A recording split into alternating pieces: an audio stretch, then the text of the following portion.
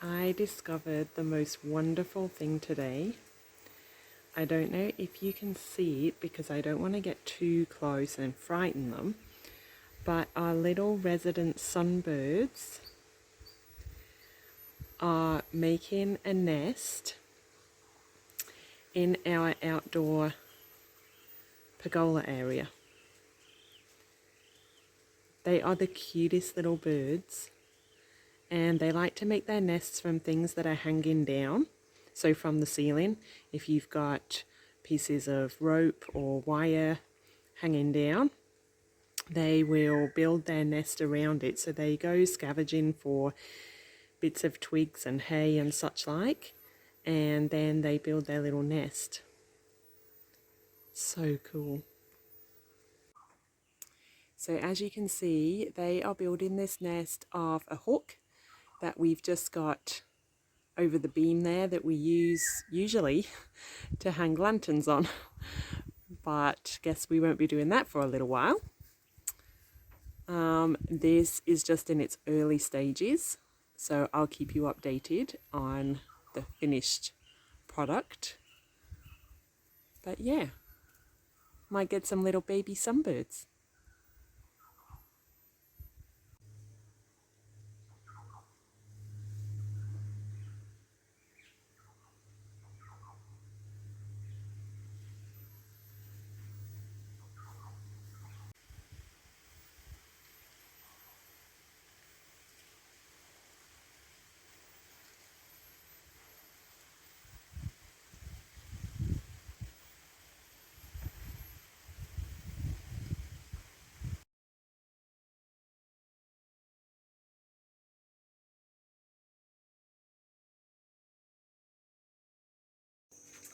Little update on how the cuttings are doing. So we're now at about just over 2 weeks since I did these cuttings, and we have had some success and some failures. Most of the ones that we've had to pull out have been really thin branches that we took. They just didn't seem to work that well. That was the tips, wasn't it? So we pulled them out. Some of the ears are looking not so good either. But I think in here there was more brown wood, wasn't there? Yes, but as you can see, some of them are pushing buds and they're still quite green. I didn't really expect to get massive success rate, but I'm still happy with. It was an experiment before we and had spent we not, too much money on setting something up. Yeah. So it was just to see, could we actually get them to strike from cuttings, Yeah. really, and what sort of wood would we be looking at doing. So the ones that have worked seem to mostly be about pencil thick and the green. What's the other one like?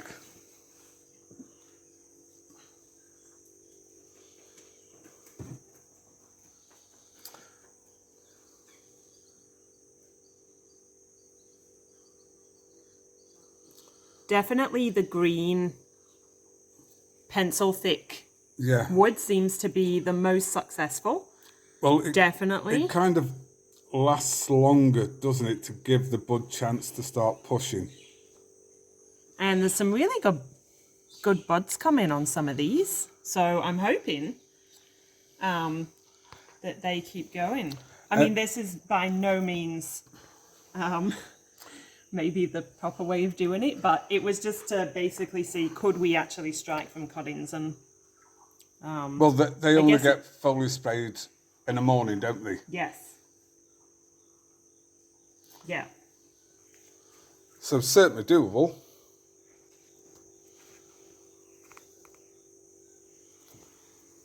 This one's got a nice little bud just coming. Quite hard to focus. So maybe look at setting a humidity system up with an automatic sprayer maybe. Yeah. I think it's got potential. I mean, it's only 2 weeks, so probably need to reevaluate again in another 2 weeks. And it's only a basic little humidity setup, isn't it? Yeah. Cool. We'll see.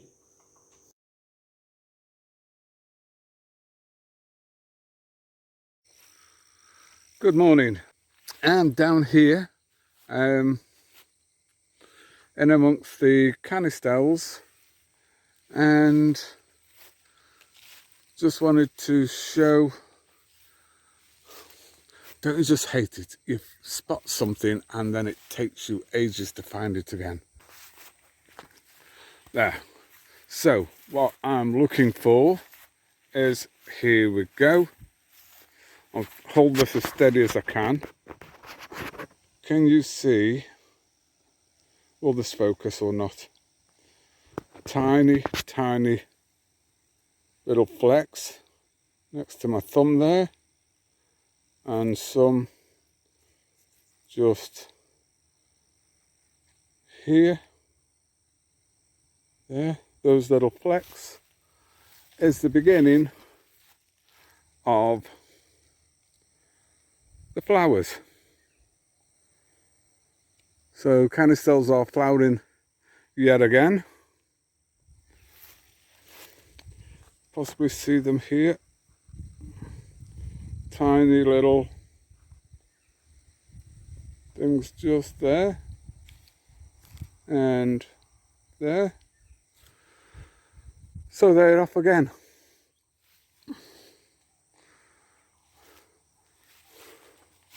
Some more just here.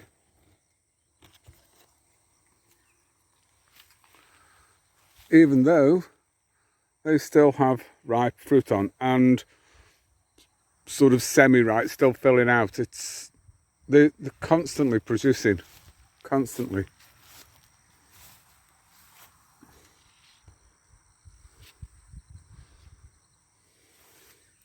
So springtime in the tropics. It's time to get fertiliser. Chuck manure has arrived. Get that in 1 ton bags. That way it's both fertiliser and putting organic matter back into the ground, as well as all the prunings get chipped in, and this here is grass clippings that go back in. Everything goes back on the mound there. The more organic matter, the less there is of leaching of nutrients. More little flowers just happening there. So where are we? August, September time. So these will be around April, May time for picking.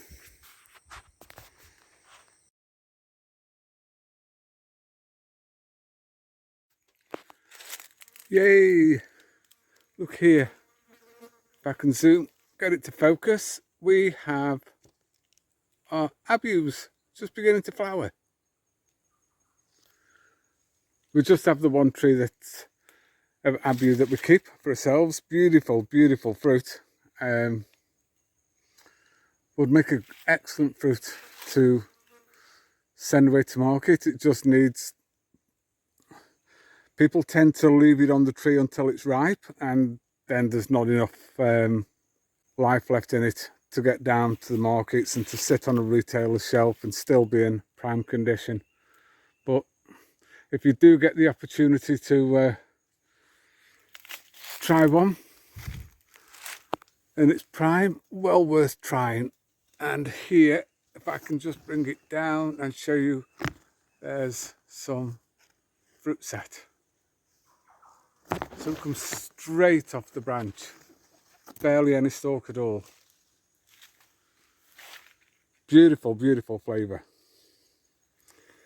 So I look forward to that in a few months.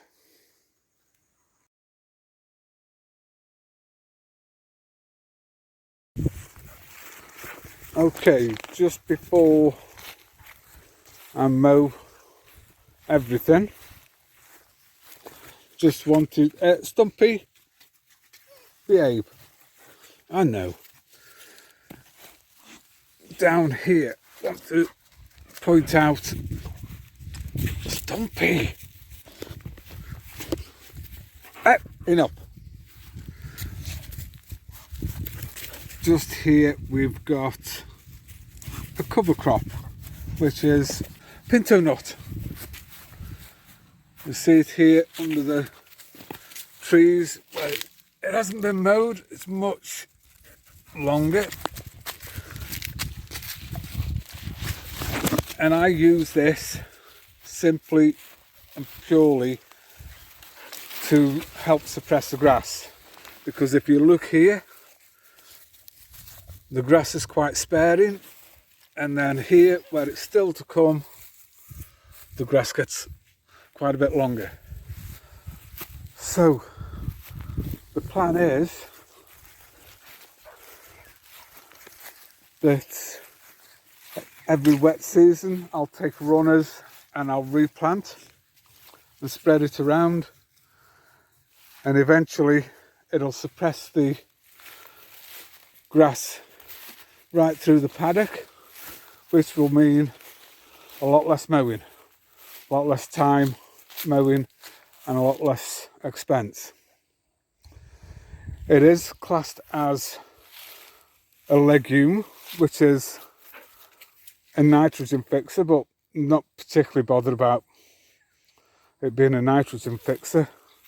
It's just a matter of suppressing all the grasses. And when I say it's often referred to as a nitrogen fixer, but it isn't the plant itself that fixes the nitrogen. It's, yes, the plant takes up nitrogen, but there's a bacteria that gets into the root system on nodules, and it's that bacteria that actually does the moving of nitrogen from the plant to the soil. And that's why quite often people say it has to be inoculated for it to become a true nitrogen fixer. But the main thing for me is just as a cover crop, cut down on the amount of mowing that we do. Okay then, thanks for your help, Stump. Okay, so fueled up, greased all the bearings. I have my water, fits perfectly, and I have my ear defenders for a little bit of music that I can sing along to. And there's Stumpy, so I think it's going to be time for One Man and His Dog. We went to mow a meadow. I don't know how much he'll help, but he sometimes follows me around. Okay then, let's go. Okay, so just had lunch and now it's time to get back on the mower. Look at this fella. He's got there toys of little chicken being left out, palm fronds. He loves to get the palm fronds and just drag them out into the middle of nowhere, because this is where all his toys live. Isn't that right? Eh? Okay, so got all down the front of the block done. Got to do in between the trellis in there, and then down here and what used to be the old orchard, and where we've planted new trees. Okay, so 2 o'clock. Try and get this done before Angela gets home.